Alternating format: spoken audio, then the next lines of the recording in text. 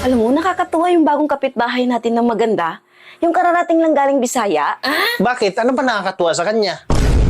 Ang tuwid-tuwid kasi niyang magbisaya. Walang halong Tagalog. Naku, huwag ka na magkipag-usap doon. Bakit? Nakakaintindi ka ba ng Bisaya?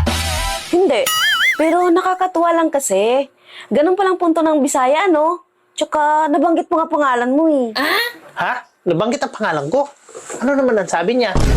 Bisaya pagkasabi eh. Ang sabi niya, napuukan ako ni Nats. Ano ba yung napuukan? Ang ibig sabihin nun ha, napuukan, natulungan sa Tagalog. Kasi naglaba kasi siya kanina, tapos di niya kayang buhatin, binuhat ko, kaya tinulungan ko siya. Yun yung ibig sabihin nun. Yun pala ibig sabihin nun? Oo, yun ang ibig sabihin nun. At saka wag na wag ka nang makipag-usap sa kanya ha. O sige, sabi mo eh.